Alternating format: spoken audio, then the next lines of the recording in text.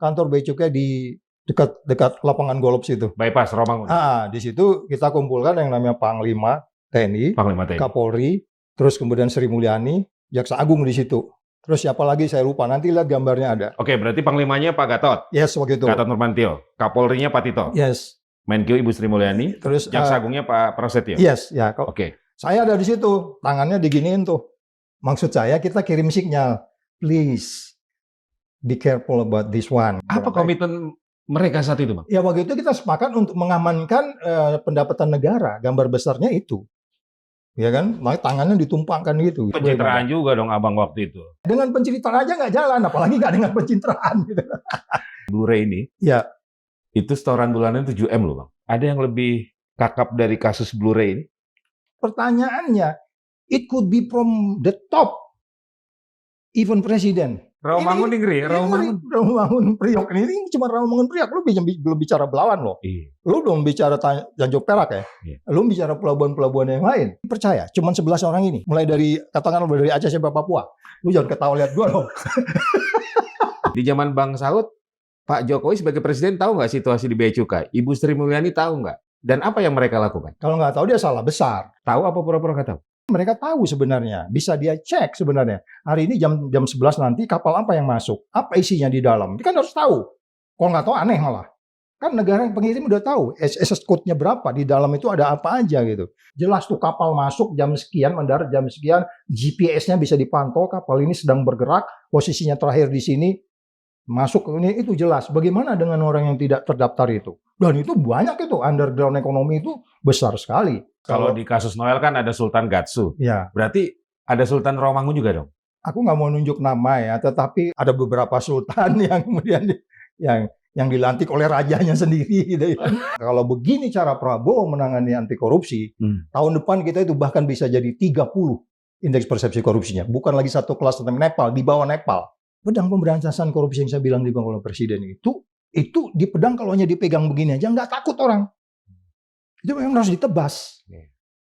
Please Pak Prabowo, kita dalam keadaan sangat-sangat serius. Dan jangan melihat 1000 orang mati dulu. No. Kan Anda selalu bilang, no one left behind. Tidak ada satu orang pun boleh tertinggal di negeri.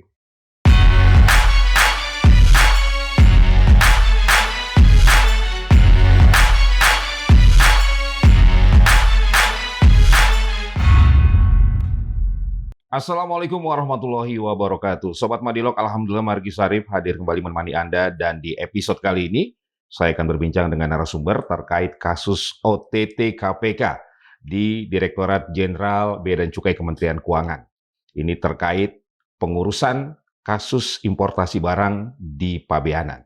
Ada sejumlah fakta yang menarik dari OTT yang dilakukan pada 4 Februari yang lalu. Total ada 17 orang yang diamankan, 12 diantaranya adalah pegawai Bea Cukai. Sejumlah fakta yang, ngeri-ngeri sedap ini ya. Jadi dari 17 yang diamankan, 12 pegawai Bea Cukai, 6 diantaranya sudah dinyatakan sebagai tersangka, 1 diantaranya Direktur Penindakan dan Penyidikan Direktorat Bea Cukai yang bernama Rizal, dan sejumlah pegawai lainnya dan juga ada dari pihak swasta. Dan fakta lainnya, ternyata ada setoran bulanan senilai 7 miliar rupiah untuk pejabat Bea Cukai. Kemudian ternyata para pelaku sudah menyiapkan safe house untuk menyimpan uang dalam bentuk rupiah maupun mata uang asing, logam mulia, dan juga ada jam tangan mewah. Apa yang sebenarnya terjadi? Saya akan berbincang dengan seorang narasumber, segera saya sapa. Pimpinan KPK periode 2015-2019, Tony Saud Situmorang. Bang Saud, terima kasih sudah hadir. Thank you, Bro Margi. Bang, Abang kaget atau udah nggak kaget lagi nih Bang? Ya enggak lah, kaget gimana. Saya kan tahun 80-an tuh udah kerja di BIN kan. Oke. Iya, sebelum kerja di BIN itu kan di sana kita menangani teknologi kan. Saya di Direct Teknologi, pertama kerja di BIN itu teknologi. Teknologi itu kalau kita bicara custom itu kan teknologi kan. Oke. Nah itu juga terkait dengan kebijakan Pak Harto. Pak Harto zaman dulu tuh nggak percaya sama yang namanya custom ini. Makanya dia bikin SGS waktu itu. Society Surveillance apa gitu. Bagiannya Surveillance S terakhirnya. SGS itu yang melihatin barang masuk dan barang keluar. Persoalan di custom ini, di cukai, di tax ini kan barang masuk dan barang keluar. Oke. Kemarin barang keluar ada kaitan dengan POME itu kan, yang juga dikerjain kejaksaan. Itu barang keluar, barang masuknya terkait. Jadi barang masuk, barang keluar itu selalu jadi masalah. Itu yang dimainkan, yang disebutnya HSS code itu. Jadi setiap barang yang masuk, barang yang keluar tuh ada namanya. Namanya itu apa? Ya, ini terus nanti orang dari situ bisa ngelihat pajaknya berapa, ya kan? Nah, itu yang terjadi sekarang ini. Jadi kalau Mas Bergi tanya, terkejut ya? Enggak, zaman Pak Harto sampai hari ini nggak ada yang berubah, bro. Nggak ada yang berubah. Jadi ini menahun dan sistemik? Oh iya, nggak ada yang berubah. Pak Harto itu mengembalikan ke SGS, kemudian di SGS itu disuruh pulang lagi, dikembalikan ke cukai, ya ke direktorat, ya sama aja gitu. Jadi sekali lagi kalau kita bicara persoalan integriti, itu bukan soal teknologi, ini bukan soal strategi, ini bukan soal yang menyangkut manajerialnya, ini soal menyangkut bagaimana nilai mendatangkan uang buat negara dengan cara-cara transparan, akuntabel, bebas dari konflik kepentingan, dan fair. Ya nggak fair nih kepada pengusaha lain yang temannya bikin begini, yang begini. Jadi pertanyaannya kalau Bro tanya, kaget nggak? Yang kaget tuh nggak ada, saya pikir se-Indonesia nggak ada yang kaget nih. Kecuali nggak ngikuti perkembangan Indonesia, tahu-tahu kaget gitu, ada istilah safe house. Safe house kan mereka ada unit intelijen juga di sana, dan kita ngajari mereka dulu. Pertama kali BIN juga mengajari mereka intelijen yang profesional, intelijen yang timely, cepat, intelijen yang well told, ya, intelijen yang well told, ya, cara menyajikan yang baik tuh mereka diajarin, dan istilah-istilah safe house, rumah aman, bagaimana melakukan surveillance, takeout, terus kemudian bagaimana elicitation, belajar memancing orang, itu teori-teori itu mereka paham. Nah itu digunakan untuk negara nggak, kan gitu persoalannya. Gitu Mas Margi. Iya. Pengalaman Abang ketika di Kuningan terkait biaya cukai dan pajak? Itu kan banyak tuh. Banyak menyangkut, baik menyangkut yang high profile person maupun dari atas sampai ke bawah. Dari berbagai institusi di negeri ini kan coba-coba bermain-main di pelabuhan itu kan. Nah itu sebabnya waktu itu nanti bisa lihat di media, saya waktu di sana itu kan tidak hanya penindakan, di penindakannya banyak, nanti lihat ada penindakan menyangkut apa namanya itu, apakah menyangkut komoditi daging sapi dan seterusnya, terus ada disebut buku-buku merah itu loh, nah itu ada disebut ya kan, nah itu kan menyangkut custom itu. Nah jadi nanti waktu kita bicara, kita berpikir ini nanti kalau nggak kalau hanya penindakan ini bisa rame nih gitu. Nah kita masuklah di pencegahan. Waktu itu Pak Nenggolan, Deputi Pencegahan, cukup keren ya, diskusi dengan kita. Kemudian kita pergilah ke kantor Bea Cukai di dekat lapangan golf situ. Bypass Romangun. Di situ kita kumpulkan yang namanya Panglima TNI, Kapolri, terus kemudian Sri Mulyani, Jaksa Agung di situ. Terus siapa lagi saya lupa, nanti lihat gambarnya ada. Oke, berarti Panglimanya Pak Gatot. Yes, waktu itu. Gatot Nurmantio. Kapolrinya Pak Tito. Yes. Menkyu Ibu Sri Mulyani, terus Jaksa Agungnya Pak Prasetyo. Yes, ya. Oke. Saya ada di situ, tangannya diginiin tuh. Maksud saya kita kirim sinyal, please be careful about this one gitu. Hati-hati, ini pekerjaan baik. Cuman waktu itu memang lebih fokus kepada hal yang lebih khusus. Tentang alkohol. Alkohol tuh bisa kita rugi triliunan tuh masuk ke dalam tuh ya kan. Baru sering minum juga kali di night club itu. Dari dalamnya berapa, begitu masuk di night club udah sampai di bar kan jauh banget tuh kan. Belum yang KW. Itu bisa triliunan loh bro. Itu yang saya bilang waktu itu pernah, itu benahin tuh alkohol tuh supaya dapat duitnya, kemudian benahin partai politik. Partai politik, Pak Saud kok uang alkohol partai politik? Enggak, maksud saya contohnya, kita banyak uang hilang, jangan bilang partai politik itu nggak ada pembinaan gitu. Aku coba gambarkannya komprehensif. Jadi kemudian ya sampai hari ini hasilnya begitu aja, komitmen itu nggak jalan. Apa komitmen mereka saat itu, Bang? Ya waktu itu kita sepakat untuk mengamankan pendapatan negara, gambar besarnya itu, ya kan, tangannya ditumpangkan gitu. Kita komit bahwa ya kita tahu lah pelabuhan. Berarti pencitraan juga dong Abang waktu itu. Oh iya, memang daripada nggak pencitraan gitu. Dengan penceritaannya nggak konkret Bang. Iya, dengan penceritaan aja nggak jalan, apalagi nggak dengan pencitraan gitu. Jadi bukan kita yang pencitraan, orang yang hadir di situ kita tetap nangkepin orang dong. Jadi memang tidak ada will ya Bang ya dari pimpinan APH termasuk Kemenki. Iya, karena kita undang waktu itu kan strong signalnya jelas. Sehingga tadi Mas Bargi bilang pencitraan itu ya day by day-nya yang nangani siapa? Ya custom itu sendiri. Ya kan kita tahu ya namanya Sri Mulyani dan pasukannya kayak gimana kan? di eselon 1, eselon ke bawah-bawahnya itu bagaimana ngambil kebijakan. Baru kemudian dari eselon ke bawahnya sampai orang di pelabuhan kan gitu kan. Itu semuanya kan kalau strong seat-nya yang dari atas berhenti, pasti berhenti sampai ke bawah. Dirjen Bea Cukainya waktu itu siapa, Bang? Ingat nggak, Bang? Oh, saya ingat siapa ya, Wen? Ada juga hadir di situ dia. Ya Saya pasti lupa. tuan rumah kan? Ya. Ada dirjennya ada begitu. Dan saya katakan kembali lagi, bagaimana waktu itu kita anggap wah ini keren lah. Karena itu kan diambil oleh media, kemudian merubah sikap. Tapi yang menjadi pencitraan ya, yang pencitraan sebenarnya bukan kita, karena di pencegahan gua udah masuk, ya kan? Gua udah ingatkan, bukan kita nggak tahu daripada nanti kita OTT nih. Karena data juga kan banyak masuk di sana. Sama dengan OTT yang ini sekarang ini. Dari mana dia dapat info? Ayo. Oke. Ya kan laporan masyarakat. Itu ribuan surat masuk. Jadi sebenarnya ya kita tinggal nembak di kebun binatang aja. Binatang mana yang mau tembak-tembakin kan gitu. Oke, Bang, masuk yang ke kasus OTT 4 Februari kemarin ya. Ini kan yang beredar di pemberitaan karena ada info atau masukan dari masyarakat. Tapi menurut Abang, ada yang feeding nggak, Bang, ke Kuningan? Entah lapangan Banteng atau dari Bypass sendiri? Yang jelas OTT itu nggak akan pernah dilakukan kalau informasinya tidak lengkap. Ya kan? Oke, mungkin setengah lengkap, seperempat lengkap, atau 1/10 lengkap. Oke. Tinggal bagaimana KPK bisa mendalami itu. Manggil pelapor, kemudian dalamnya mendekati, di cross check lagi, double check lagi, panggil lagi dia. Kalau dia terancam, kemudian ini digunakan untuk melindungi orang, sebenarnya orang pelapornya diajak menceritakan. Jadi itu bisa dari siapa aja. Bisa jadi dari pengusahanya yang udah nggak kuat, dia pingin baik. Karena presidennya jelas nih, kejar sampai ke Antartika gitu kan, supaya jangan nggak kedinginan di Antartika, balik lagi ke rumah gitu. Dia kasih laporan di dalamnya oleh KPK. Jadi artinya laporan itu bisa dari siapa aja, sampai kemudian bisa OTT itu kan nggak gampang. Kan, termasuk dari internal? Oh bisa dari dalam. Yang kan di setiap kementerian itu masih ada orang baik, bro. Iya dong, yang berangkat dari rumah didoakan sama istrinya apa, baik-baik ya Pak gitu kan. Kalau dia mendengar kayak begitu, bukan karena dia nggak dapat sesuatu, bukan dia nggak menjabat, enggak. Orang kalau nilai yang sudah di kepala orang-orang anti korupsi, dia nggak peduli apapun. Anti korupsi itu kan di Indonesia ini tidak populer, jadi bahan omongan kan. Saya pernah cerita, ceramah dari jam 1 sampai jam 4 di salah satu perguruan tinggi anti korupsi. Gue disebutnya utopi, gila nggak? Bang Sauti mah hayal kan. Begitu parahnya Indonesia, makanya kemarin, ini tanggal 11 nih.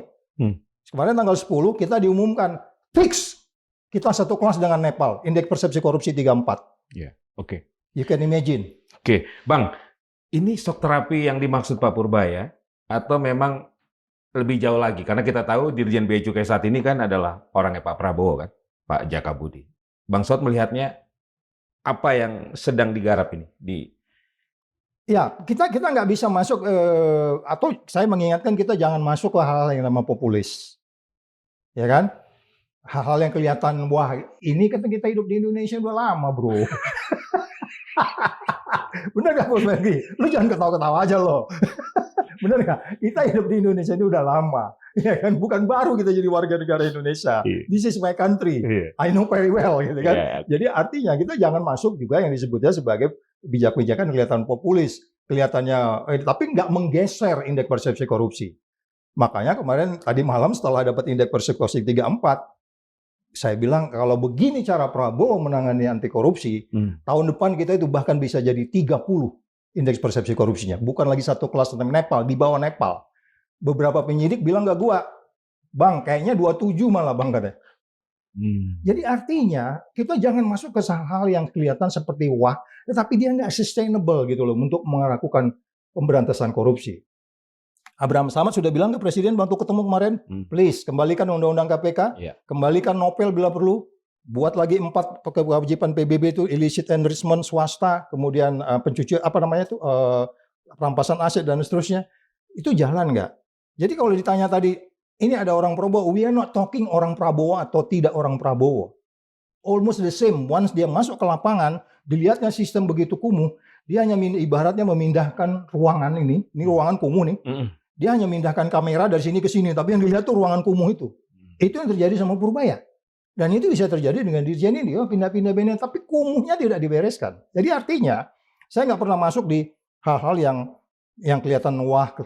Sama dengan waktu kita mendabelkan OTT, Waktu itu OTT yang dari 15 kita naikin jadi 30. Indeks persepsi korupsi nggak naik, stuck di 37.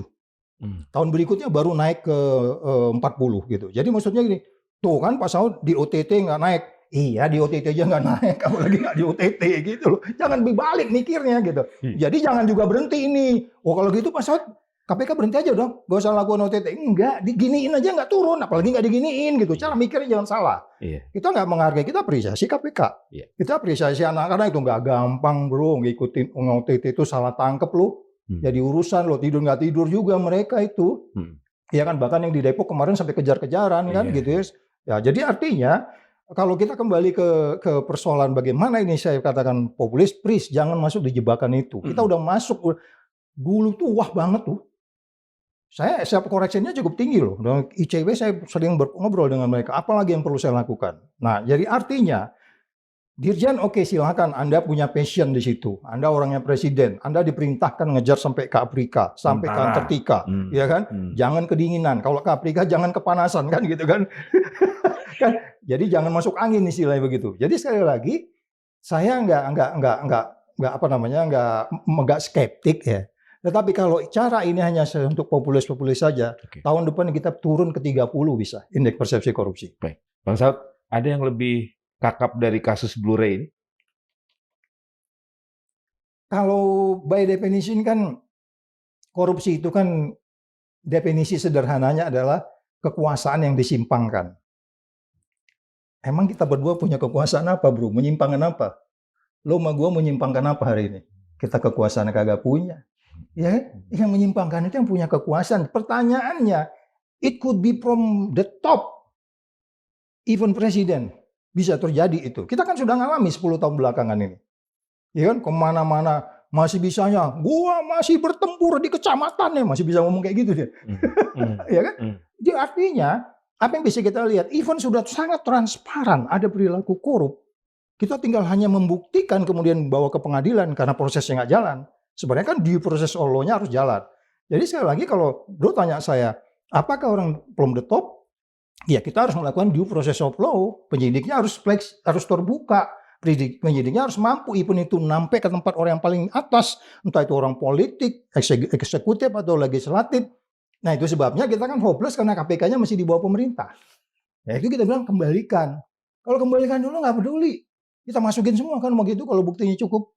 Kok bukan kesan kok Saud jadi menyagu, enggak. Kita menang di pengadilan kok. Kita bisa buktikan.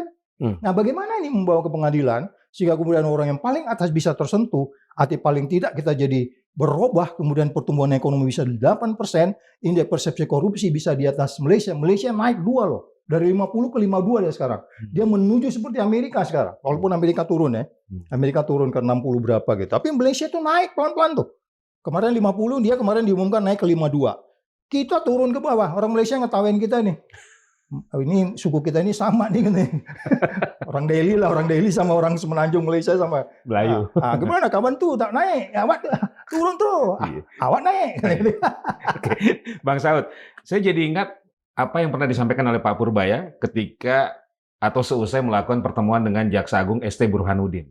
Waktu itu Pak Burhanuddin bilang bahwa kalau ada kasus hukum terhadap pegawai atau pejabat bea cukai dan pajak, apa yang harus dilakukan? Dan itu ditangkap oleh Pak Purbaya bahwa selama ini ada pihak-pihak tertentu yang melakukan intervensi jika ada pegawai atau pejabat di bea cukai dan pajak terlibat dalam kasus hukum.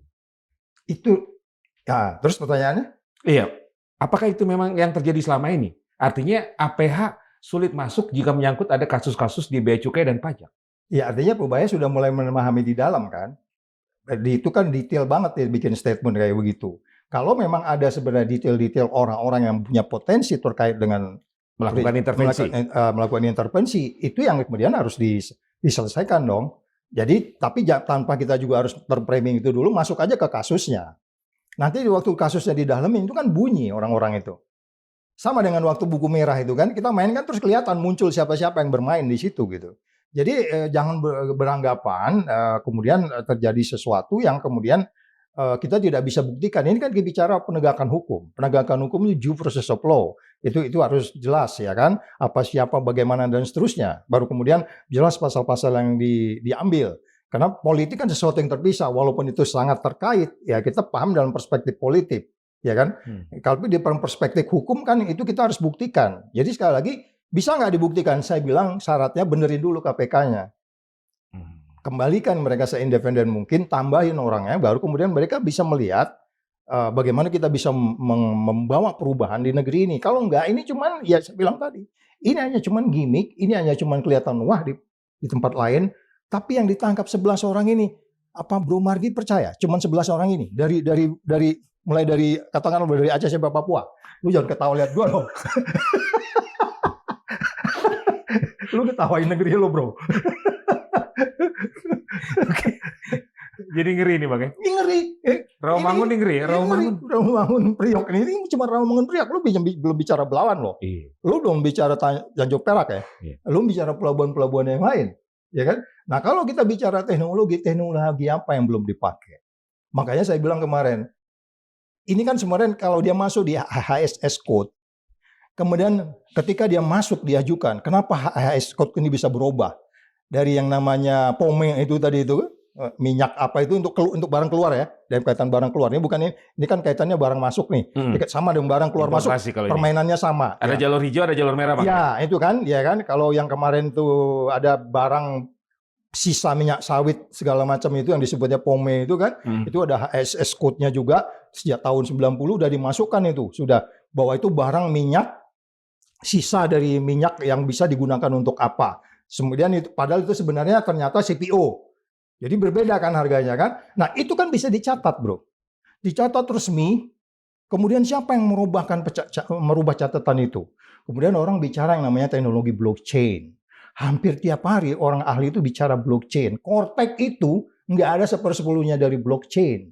Itu pun dimainkan kan. Jadi artinya teknologi yang dibuat secanggih apapun, kalau manusia seperti itu, nggak akan bisa. Selama kita belum menerapkan teknologi blockchain itu kelihatan ketika Bro jadi pengusaha, masuk gua mau ekspor ini, mana barangnya apa, di tengah ini nanti siapa yang ngubah ini menjadi umpamanya karet gelang jadi kondom misalnya gitu. Ya kan? Atau yang lain-lain. Itu semua kan udah kelihatan itu. Jadi sekali lagi bagaimana ini bisa dilakukan kalau hanya kemudian tadi Wakil Prabowo yang ada di situ hanya melihatnya di permukaan. Dia nggak masuk ke detail-detailnya. Untuk detail itu Anda harus menggunakan teknologi. Tetapi sekali lagi kita juga pengalaman teknologi di Cortex hancur-hancuran kan. Jadi apapun yang dipakai di negeri ini, semua teknologi di dunia ini bisa kita pakai di sini. Tapi once di penerapan, selesai. Jadi problemnya di mana Bang? Problemnya kembali lagi di manusianya. Nah kalau bicara di manusianya, ya kalau dia bekerja, itu kan ada SOP. Oke, kita mau detail saya bilang pakai blockchain. Kalaupun nggak pakai teknologi blockchain yang bisa kelihatan itu detail-detailnya itu. Kalau ekspor-import ini kan yang dimainkan itu waktu, Bro. Ekspor-import ini yang dimainkan tuh waktu. Yang mahal tuh waktu. Iya. Apalagi kalau dulu ekspornya tadi CPO. CPO tuh asamnya bisa turun. Begitu kalau import. Kelamaan di pelabuhan lu punya jeruk bisa kisut tuh. Iya. Waktu ini yang dimainin. Nah, waktu itu ngawasinnya secara analog tuh bisa diputar-putar, tapi secara blockchain lu nggak bisa. Kapan dia masuk? Kenapa numpuk di pelabuhan? Ini jeruk bisa hancur, ini nggak laku. Kasihan pedagangnya. Lu tekan pedagangnya. Nah, jadi sekali lagi, nilai apa yang Anda mau create dalam kaitan barang keluar maupun barang masuk, kalau waktu itu Anda nggak tegas, dan Anda nggak bisa mengawasi siapa berbuat apa, siapa yang bertanggung jawab penuh, itu kan urutannya jelas nanti. Di mana-mana ini ada permainan. Barang udah masuk, sekarang sandar di mana? Dicek di sana. Isinya apa kapal itu? Ya kan? Isinya kapal itu aja kita masih debat juga kan. Sementara pelabuhan kalau di Singapura, ini kapal Gunung Tua. Itu udah punya daftar. Kaptennya yang nakal-nakal yang pernah buang sampah sembarangan tuh ada semua. Sedetail itu kapal itu dibuat. Itu bisa kita buat.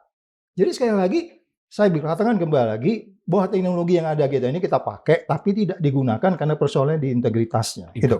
Oke. Bahkan di zaman Orde Baru, Pak Harto sempat membubarin ini Becukai. Iya, yang dengan SGS itu. Lalu kemudian itu berubah lagi dengan tahun 83 kita mulai membuat pajak juga diubah dengan sistem self assessment, Becukai juga dibenahin juga, ya kan? SGS itu ibaratnya dia jadi admin aja tuh. Orang-orang custom jadi admin, lu nyatetin aja. Tapi yang menginspek siapa di dalam itu ada apa? Mau dibawa kemana? Itu orang SGS itu. Karena Pak Harto kelihatan agak susah juga ini. Saya lihat hari ini hampir mirip nih. Hampir mirip nih, ya kan? Ya kan? Besan sama presiden hampir mirip nih. Jangan-jangan dia mau prestasi juga nih. Jadi terobosannya apa menurut Bang Saud yang harus dilakukan? Selain tadi blockchain tadi itu. Ya, pertama semuanya oke, kalaupun ada undang-undang yang harus kita ganti, undang-undang yang ada itu pun sudah cukup, ya kan? Tetapi sekali lagi selain memang teknologi harus kita gunakan, yang itu akan kelihatan karena jangan lupa barang masuk dan keluar tuh mainnya di waktu. Iya dong, ini anak-anak udah nungguin keyboard nih, belum masuk nih keyboard nih, termasuk yang lain-lain lah, barang-barang yang dari luar itu kan beli online itu kan kadang-kadang itu kan itu kan ombyokan tuh satu kontainer itu ada pensil, ada keyboard, ada segala macam tuh, itu kan harus jelas dibuat listnya sehingga kita bisa bikin teksnya berapa. Itu kan selalu selama ini kan jadi masalah. Salah satu akibat dari kita membuka kontainer dulu waktu yang saya ketahui periode itu kan itu masalahnya, itu di dalam kontainer tuh segala macam ada itu. Dibilang kunci Inggris nggak tahu BMW ya kan. 1200 cc, saya bercerita di sini juga begitu. Jadi sekali lagi kalau pertanyaannya apa yang harus kita lakukan, banyak detail-detailnya. Di antaranya teknologinya, manusianya, sistemnya, dan kemudian bagaimana KPK untuk kemudian bisa menjaga seperti kemarin itu dan komitmen-komitmen yang dibentuk itu dijabarkan. Jadi artinya komitmen-komitmen yang dibuat kalau itu nggak konsisten, yang menyangkut interagency cooperation ini ya, ada unsur-unsur keamanan, ada unsur-unsur kepolisian, ada unsur TNI dan seterusnya. Di situ kan ada semua tuh. Nah, bagaimana mereka menjaga pelabuhan ini secara utuh dan itu kembali core-nya itu adalah di custom-nya sendiri. Atau memang ada yang tidak mau itu dilakukan karena akan mengganggu pesta mereka, Bang Saud. Oh ya, itu udah common. Ini negeri kita, bro. Kita ya kan, ini negeri kita tahu semua. Cuman bagaimana kita meminimal itu? Kemudian kalau kita bilang kenapa mereka melakukan itu? Kan selalu bilang gaji kurang, ya enggak juga, kan gitu. Kemudian sistem kurang baik. By definition kan tetap korupsi. Kalau korupsi, Anda definisinya greedy, ya kan? Ya kan itu aja. Opportunity, kebutuhan, atau memang sistem ya. Empat ini aja dibenahin, gitu kan? Secara khusus penindakan jalan, pencegahan jalan, kemudian tata kelola jalan. Tata kelola itu kan bisa dibuat yang sistem saya bilang tadi itu. Tapi ketika kemudian kembali ke manusianya sama-sama, EQ-nya sama katakan, tetapi integritasnya berbeda, ya disaster, kita nggak akan bisa selesaikan. Termasuk pintu masuk rekrutmen. Oh ya, rekrutmen kan ini kan kita kan nggak menutup mata bahwa ini kan mereka selalu datang dari perguruan tinggi yang sama. Karena mohon maaf ya, misalnya ketika orang-orang yang masih muda, kalau misalnya kerja di pajak, kerja bea cukai, udah pasti prosper. Ya kan? Kesannya gitu ya? Iya kan? Kayak kata prosper tadi ya. Itu saja kan sudah tidak ada yang kita sebut sebagai keadilan yang sama. Karena ada orang bilang, kita ngumpulin 80% ini untuk pembangunan APBN kan pajak itu kan selalu gitu kan. Terus kalau kamu yang ngumpulin, kamu boleh ngambil sesukamu. Gue gantian, gue di situ sekarang. Nah, mau nggak? Jadi tapi gue nggak ngambil, ayo gimana kan gitu. Jadi jangan bicara seperti itu gitu kan. Selalu prosper tadi itu karena memang ada sesuatu kan di luar dari yang memang dia dapat kan. Nah itu kemudian kan itu ada illicit enrichment, perampasan aset sebenarnya harus kita pakai. Di sisi lain lagi dalam pemberantasan korupsi yang kita bereskan, ya memang semua orang tahu bagaimana mereka bisa memutar angka-angka tadi itu dari spare waktu yang mereka harus mainkan. Sehingga kemudian bagaimana mencegah itu, nah itu persoalannya kembali lagi. Jadi daripada kasus-kasus yang seperti ini yang kelihatannya populis gitu. Dari pengalaman Bang Saud ketika di KPK, itu kira-kira berapa perputaran uang di Rawamangun itu? Dan berapa banyak sultannya di sana? Aduh, aku nggak hafal ya. Aku nggak hafal angkanya. Tapi yang jelas kalau di kasus Noel kan ada Sultan Gatsu. Ya. Berarti ada Sultan Rawamangun juga dong? Aku nggak mau nunjuk nama ya, tetapi waktu itu kita sudah melihat sesama mereka, bahkan teman-teman itu sering lapor-laporan. Kalau ini kalah dia lapor ke sini, yang ini lapor. Ya, kita melihat itu. Wah ini orangnya, yang ini ngelapor si A ngelapor si B itu. Nah itu udah sangat umum untuk Indonesia di bidang apa aja. Jadi sekali lagi ada beberapa sultan yang kemudian yang dilantik oleh rajanya sendiri, gitu ya. Loyal kepada rajanya. Iya. Nah, jadi sekali lagi saya pikir itu berubah, situasi itu belum berubah. Berubah ya. Belum berubah. Sebagai langkah awal apa yang harus dilakukan oleh Prabowo, Bang Saud?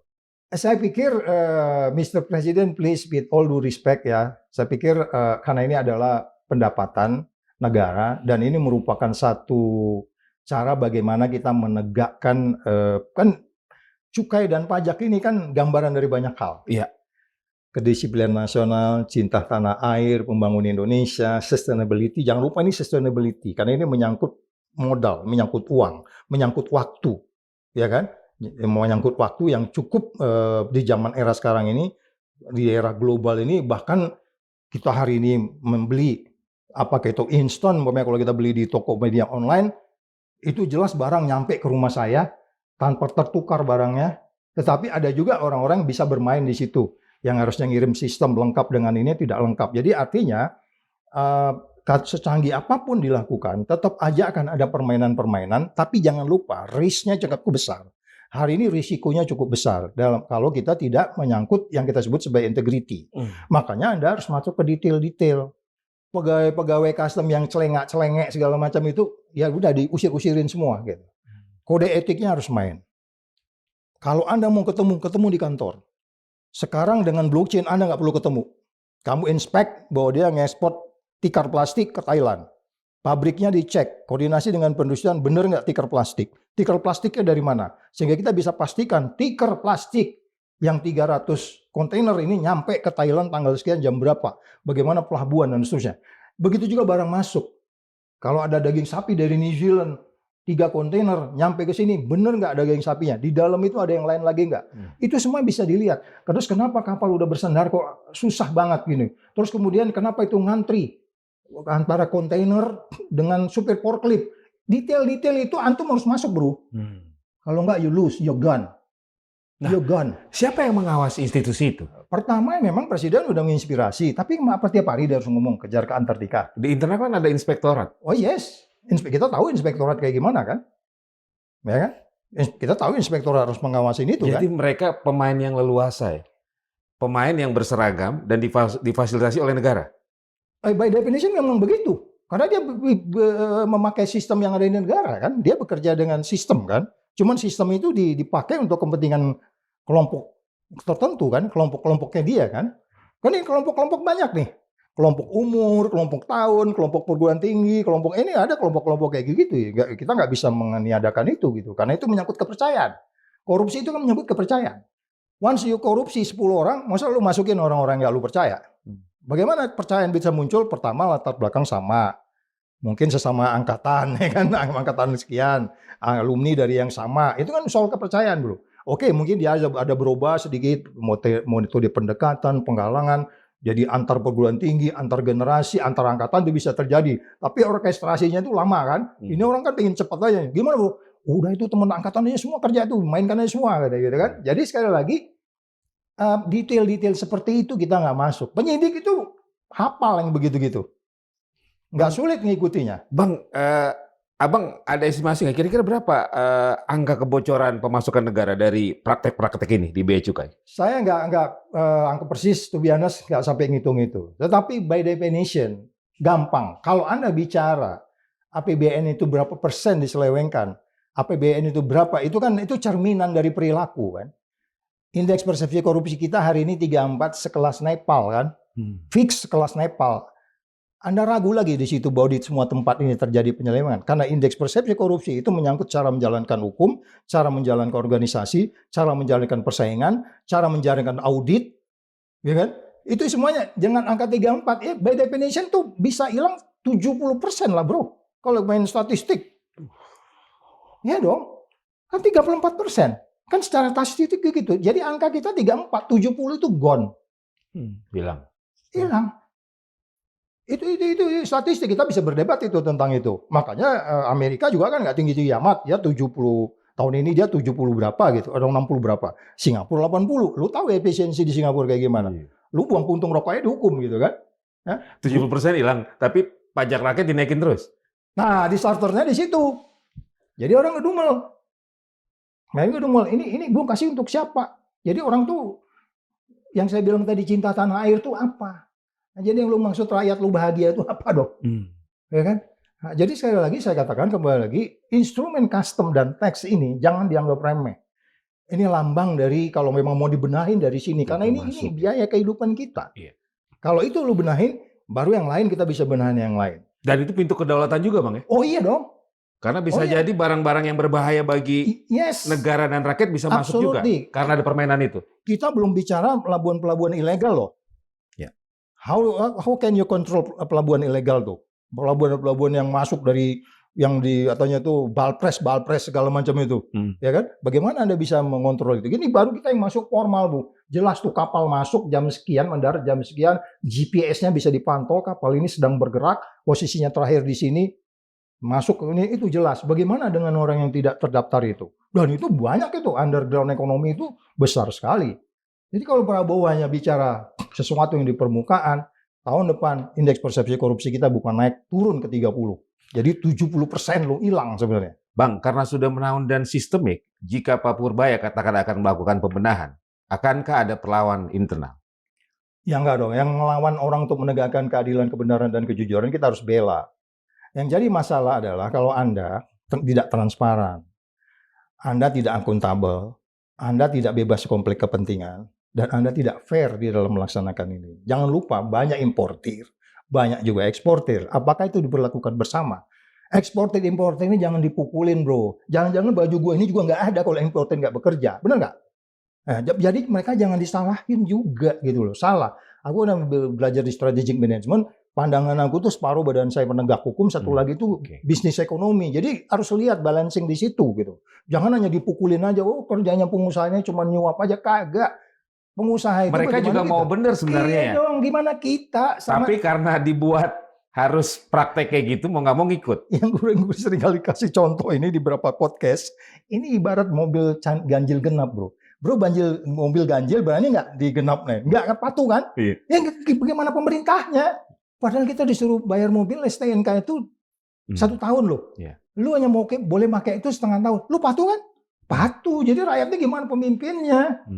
Ya paling ada tipu-tipu dikit lah, ketahuan, ketangkep dari ginjal pakai yang dari lagi genap pakai yang ganjil. Tapi masyarakat, rakyat, pengusaha, siapapun, dosen atau podcast kayak kita ini gitu. Itu gimana pemerintah? Tapi kalau tes dia aja dilarang ya kan, pakai undang-undang apa segala macam itu, yang kasus Rismon segala macam itu loh. Pakai undang-undang yang kita sebut sebagai ITE, itu disaster sebenarnya. Bang Saud bicara pemimpin, di zaman Bang Saud Pak Jokowi sebagai presiden tahu nggak situasi di Bea Cukai? Ibu Sri Mulyani tahu nggak? Dan apa yang mereka lakukan? Kalau nggak tahu dia salah besar, ya kan? Berarti intelijen juga nggak jalan gitu kan? Kan kita masuk ke instrumen-instrumen itu, Ibu Sri Mulyani hadir kok di situ. Tahu apa pura-pura nggak tahu? Nah ini kita mesti tanya dia nih. Pengalaman Bang Saud. Kalau saya kan Bang Saud di rezim itu kan? Iya, kalau saya indikatornya kenapa itu nggak berubah, ya kan? Dasar dari kita bikin pertemuan itu ketemu berapa pejabat tadi itu kan sebenarnya please loh, kita tahu loh ini, aku udah buka loh kontainer nggak cocok, terus importir dengan bayang ombyokan itu yang segala macam itu, ya kan? Tapi kemudian tidak berubah dan per hari ini masih terjadi, ya kan? Apa yang bisa kita simpulkan dari cerita itu ya mereka bukan tidak tahu dong. Dan ini bukan kasus yang pertama, ada kasus-kasus lain juga. Dan kalau memang mereka punya dashboard, punya monitor di situ, itu kan mereka tahu sebenarnya, bisa dia cek sebenarnya. Hari ini jam 11 nanti kapal apa yang masuk, apa isinya di dalam. Itu kan harus tahu. Kalau nggak tahu aneh malah. Kan negara yang pengirim udah tahu SS code-nya berapa, di dalam itu ada apa aja gitu. Nah sekali lagi masyarakat kan nggak masuk ke detail itu, karena sistem yang begitu ketat di pelabuhan nggak kita sembarangan bisa melihat barangnya apa. Jadi kalau pertanyaannya, apakah mereka tahu, apakah Jokowi tahu, apakah Pak Sadio tahu, salah besar kalau dia nggak tahu, 10 tahun bro. Salah besar, dan kita ada di situ. Dia bisa panggil polisi, dia bisa panggil tentara, dia panggil KPK. Ini indeks apa kita ini kok tax ratio kita ini nggak naik-naik. 10 tahun gua berkuasa, tax ratio kok cuma segini. Kan harusnya dia mikir kayak gitu. Tapi dia nggak mikir gitu. Dia mikir gimana apa namanya putusan 90-nya MK kan gitu. Iya kan? Bang, aliran uang dari praktek-praktek tadi itu di kepabeanan mengalir kemana saja ya Bang? Uang ya, ya itu kan tentu kemudian siapa berbuat apa harus dapat. Itu sangat common sense. Nah itu makanya penyidik nanti akan ngelihat di situ. Dan how signifikan, seberapa signifikan orang-orang terima. Dia cuman nerima ini aja ya. Bang ini satu kasus ya, Blu-ray ini. Ya. Itu setoran bulanan 7M loh Bang.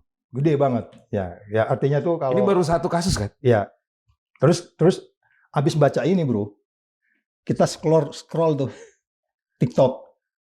Anak bunuh diri karena tidak bisa beli buku seharga 10.000. Nangis nggak lo? Nangis nggak lo? Nangis kita bro. Rakyat itu terpontang-panting melihat apa yang terjadi di negeri kita.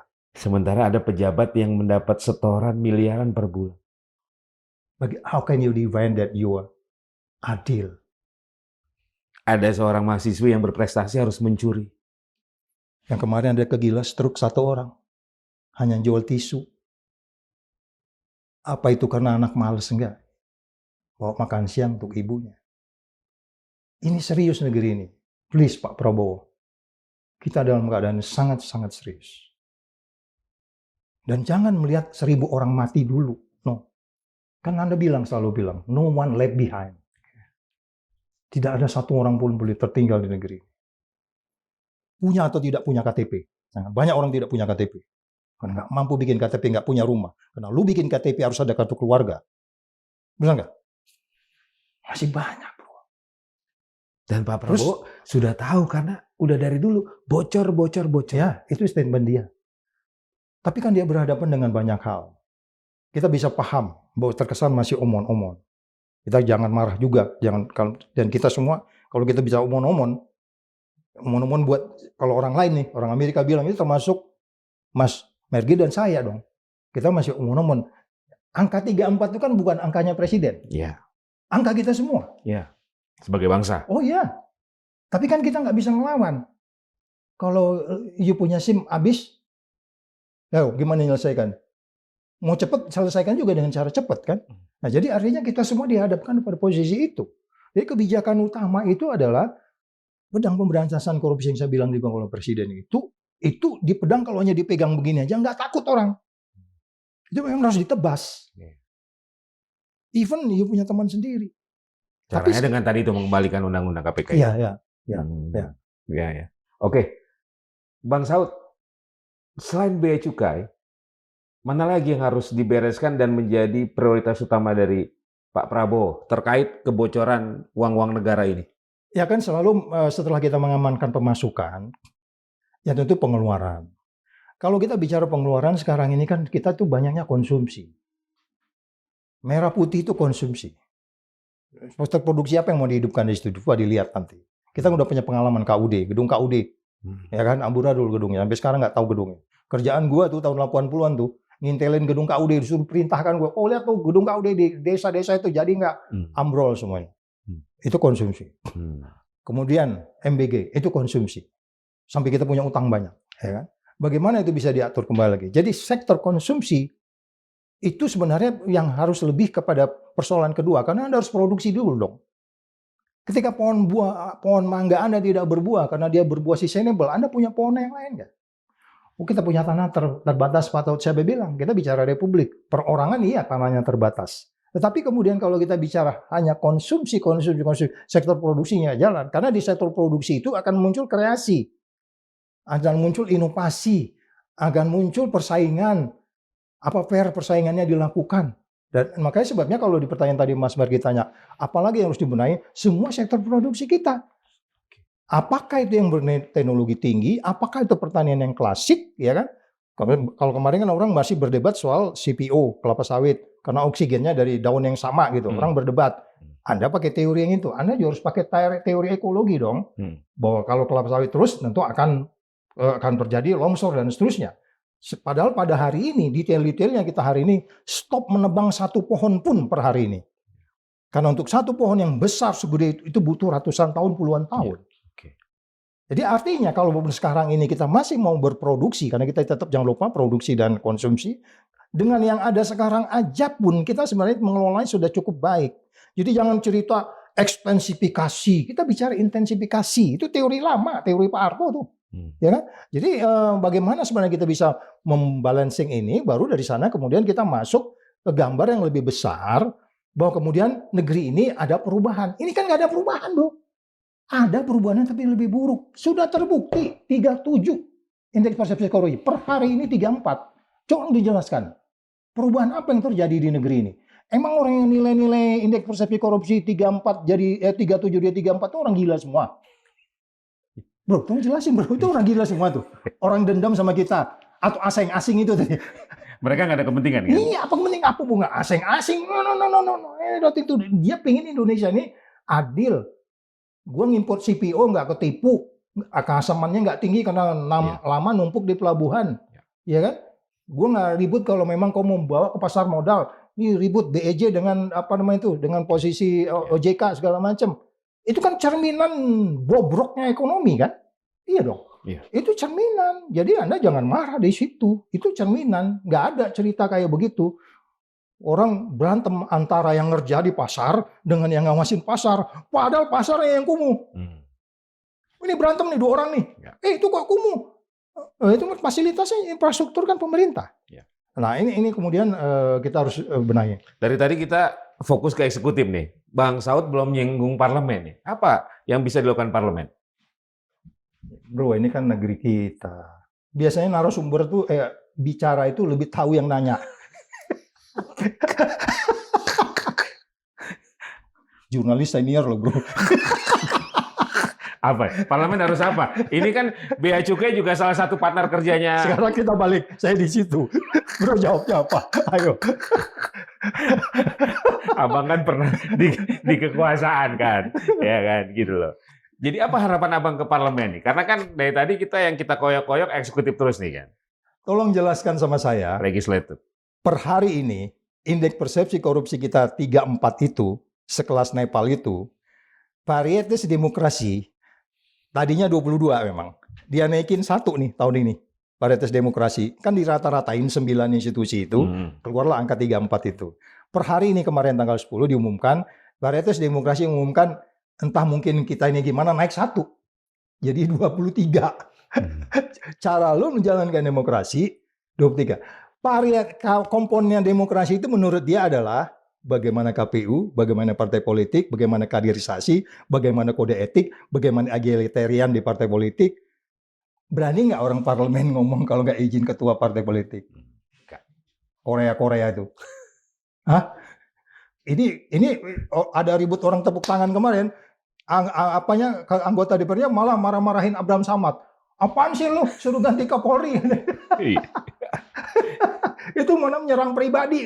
Loh, ini di Republik ini kita bicara institusi, kemudian institusi dipimpin oleh orang, kita bicara orang itu kita nyerang pribadi katanya. Nah, jadi maksud saya kondisinya seperti itu. Terus Anda mengharapkan apa? Undang-undang perampasan aset kita mulai tahun 2004-2006. Per hari ini hampir 26 tahun. Itu dijadikan barang jualan. Setiap presiden mau ganti dia selalu janji itu, bener nggak? Nih kan jurnalis senior kayak gitu, ketawanya kayak gitu dia. Bener nggak? Dia olah. Dia orang Medan itu dia olah. Setiap mau ganti presiden jualannya itu undang-undang perampasan aset. Ini masuk juga prolegnas. Kemudian kerja nggak mereka? Kita bicara yang namanya non-compensing base ya gitu kan? Ya bahwa dia itu undang-undang itu tanpa harus putusan pengadilan dulu baru kemudian merampas itu. Per hari ini udah hampir 2 bulan tahun ini, udah jalan 2 bulan kita belum lihat kemajuan. Pertanyaannya kalau legislatif bisa bikin apa? Anda tahu sendiri bagaimana dia di dalam. Bagaimana bisa mereka melakukan check and balance. Di sana ada komisi-komisi.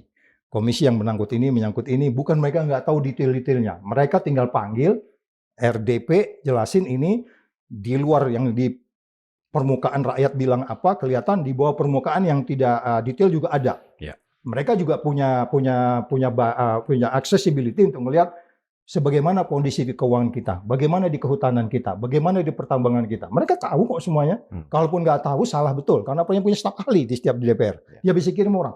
Lu cek dulu dong, itu bagaimana mereka mengatur pelabuhan tuh. Ya, kalau dia nggak lakukan itu dia juga salah. Dia digaji tinggi loh. Ya kan? Tapi bagaimana sebenarnya mereka menjadi check and balance buat eksekutif sehingga legislatif eksekutif saling check and balance. Ini kan enggak. Semuanya mereka sudah bagian dari pemerintah di luar PDIP dan siapa itu? PDIP sendiri. PKS masuk udah masuk di sistem. Ya, PDIP. Jadi ya ini juga terjadi di setiap rejim. Terlalu orang dibawa ke barisannya sendiri. Dia nggak survive untuk kemudian jadi oposisi gitu. Walaupun kita bilang nggak ada oposisi, basically itunya oppose artinya itu berbeda pikiran. Oppose itu bukan kemudian benci. Kalau kita kritik Pak Prabowo, gue benci, enggak lah, gimana ya apa? Enggak bisa, itu presidennya hormat juga gitu. Tapi kritik jalan terus, bro, ya kan gitu. Oke, terakhir ini challenge nih. Kalau seorang Tony Situmorang ini Presiden Republik Indonesia, apa yang akan dilakukan? Bercermin dari kasus yang kita bahas ini. Ya sebenarnya aku mau mendaftar sih jadi presiden. Karena challenge pertanyaannya kan itu. Pertama kalau pertanyaannya itu, kan tadi pertanyaan apa diulang Pak? Iya. Bagaimana? Apa yang akan dilakukan Tony Saud Situmorang jika Presiden Republik Indonesia? Pertama saya harus daftar dulu. Kan sudah presiden. Oh udah jadi. Sudah presiden. Udah disumpah. Oh iya. Oke. Dalam kasus ini kan menyangkut pintu masuk, pendapatan, kedaulatan juga. Yap. Kedaulatan, cinta tanah air, keteraturan, daya saing, keamanan semuanya itu cermin banyak hal. Karena ada, makanya di Bea Cukai itu kan ada intelijen kan gitu. Apa yang akan dilakukan terhadap Bea Cukai? Pertama saya pikir secara teknologi memang kita harus guna karena memang Anda nggak bisa jaga orang 24 jam. Bagaimana kita bisa melihat kebijakan orang secara detail? Blockchain bisa menyelesaikan itu. Ya, karena ini sekali lagi ekspor import ini Anda bermain dengan waktu. Waktu itu second bahkan. Jadi detail. Anda beri pun keputusan kalau terlambat percuma. Barang udah terlalu ramah. Di pasar sudah perlu buah nih. Ini mau lebaran nih. Perlu daging banyak nih. Kan gitu segala macam. Jadi sekali lagi bagaimana sedetail-detail itu yang disebutnya complexity theory. Saya ngajar di UI complexity theory. Jadi variabel-variabel terkecil pun yang membuat kita gagal itu harus masuk di sasar dan blockchain bisa mencatat itu. Itu secara teknologi. Secara kemudian manusia, itu yang saya sebut sebagai bagaimana menjaga integritas mereka. Punish and reward harus jelas. Mengubah angka punish and reward ini nggak mesti juga variabel punish and reward ini nggak mesti juga dengan gaji. Ya, menghargai orang yang berprestasi naik karirnya tanpa harus melakukan sesuatu yang transaksional. Kan kayak gitu yang kurang di negeri kita. Sehingga kemudian kalau orang mau promosi, mau sekolah, kemudian kita tahu mereka ngambil dari mana untuk sekolah. Ya kan? Kemudian itu ada unsur balikannya. Kemudian pengusaha, oligarki juga memberikan ini gitu. Ini kan personal-personal ya selesai. Kalau gitu oligarkinya kita pukulin semua Mas Saud. Oligarki ini siapa yang melihara, bro? Yang menciptakan oligarki siapa? Yang melihara oligarki ini siapa? Kenapa bisa disebut oligarki? Dulu ada sekitar 10 katanya yang disebutnya naga. Melihara atau menikmati? Segala macam kombinasinya. Iya kan? Melihara dan menikmati. Kan dulu katanya ada naga, 9 naga, 10. Naga-naga ini disalahin. Loh, naga-naga itu kalau nggak kerja gimana? Susah juga kita. Ya kan? Jadi jangan mikir itu. Lihatlah orang, apa yang dia lakukan. What is the value that he create? Nilai apa yang diciptakan olehnya. Kalau dia keadilan, kebenaran, kejujuran itu teman kita, siapapun dia. Tapi kan oligarki itu di variabelnya mau menang sendiri, ngatur-ngatur pemerintah, ngatur-ngatur kedaulatan. Kedaulatan diatur-atur sama dia. Sesuka-sukanya, itu nggak bisa. Nah sekarang kita bertanya, parlemen bisa bikin apa di tengah oligarki ini? Gue nggak pernah dengar tuh parlemen ngomong oligarki, pernah nggak? Nah itu kawan saya semua, iya kawan lu, tapi menciptakan apa dia? Menciptakan ekonomi yang secara global itu disebut sebagai yang disebutnya sebagai bagaimana persaingan sama, kesempatan yang sama, daya saing diciptakan secara merata, kemudian kepastian hukum, itu kan semua nggak ada. Jadi sekali lagi kalau ditanya sebagai presiden kita daftar dulu, tapi karena udah dilantik, ya saya harus mengontrol setiap hari 24 jam. Bea Cukai tetap ada atau perlu dibukukan? Nggak, tetap perlu ada. Di mana-mana pun itu custom tetap ada. Karena kan Pak Purwoyo sempat melontarkan wacana itu kan? Bro, custom itu di luar negeri bahkan. Custom ini dipakai untuk memastikan negara kita terancam nih. Ada penyakit masuk ini. Pintu depannya itu custom. Virus-virus itu ya. Lu kalau ke Australia, bawa paket gitu, disensor sama dia. Kok ini ada barang apa nih? Itu custom yang lihat. Custom itu sangat fatal untuk pengembangan event penularan penyakit. Artinya masih banyak orang benar di Bea Cukai? Iya dong. Tinggal dibenahi ya? Yes, dibenahi kemudian mereka, ya kita kan punya saudara custom juga kan. Masa saudara kita harus diberhentiin? Tapi yang numpang hidup di rumah gue capek juga gue kan.